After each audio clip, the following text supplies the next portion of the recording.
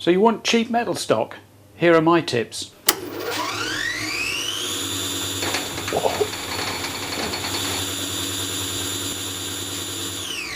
Firstly, get friendly with your local CNC machining company. This is stainless steel, comes off a CNC lathe with a bar feeder, and the last piece is very difficult for them to use because they can't feed it into the machine and hold it.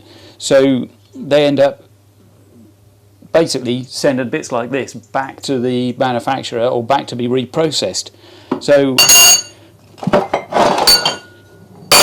there you go, that's a typical piece, bit of brass. They will, if you're nice to them and you catch them in a good mood, they will let you have bits of steel and brass and whatever they're machining for scrap money, which is very good news. Secondly, go and see your local metal dealer, your metal pusher. Plenty of people out there who sell metal for machining industry, DIY use. They also have scrap bins. That's where this came from. It's an odd piece that was left off a bar. This stuff is made in 3 or 4 metre long lengths, and this is the bit that got cut off the end because no customer wanted it. Again, scrap money. You will have to pay proper money at some point, but there are ways around a lot of it. So let me show you my latest acquisition. Skip ratting. You can't go wrong in a skip.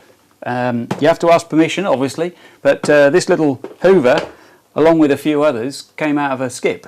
We rent a little industrial unit for business, and one of the other industrial units had a cleaning company, and they decided to get out of the cleaning business, so they put a couple of dozen of these hoovers in the skip. So we've got 5 or 6 of them. Very useful. There's a project coming up with one of those. Anyway, we're talking about metal here, so let me just get the metal. I needed some hydraulic rod.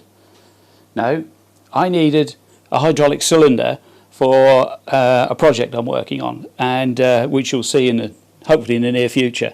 So I bought a couple of pieces of scrap tube and rod to make the cylinder that I need to make. But I was talking to the guys at this engineering company, a hydraulic repair company, and I said, have you got any other, odds and ends, scrap? These pieces came out of the scrap bin. That is chrome-plated EN8 steel, and there's the biggest bit I could find. That whole lot only cost a few £pounds because it's basically unusable to them. Here's a piece that's bent.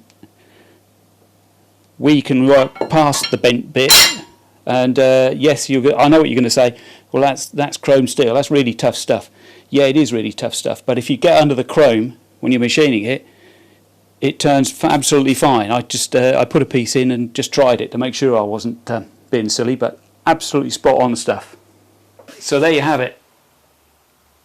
Scrap bins from engineering companies. They'll often have bits of scrap steel laying outside. Skip ratting, and if you can, the odds and ends bins. You will have to pay money at some point for proper material if you intend to have make something that's a little bit different, or you need a bigger piece than you can find in a skip somewhere. Also, if you need something that's traceable, so if you're manufacturing something that you need to have some kind of paperwork with to say that this is where the steel came from and this is the quality of it.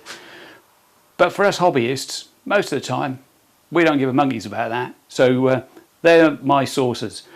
The reason I haven't made a video about my control panel in the last couple of weeks is I've been having problems. I reprogrammed one of the Arduinos in here to respond to a button push. Once this button is pushed, it turns on jog, and then we have the MPG knob, which then becomes active.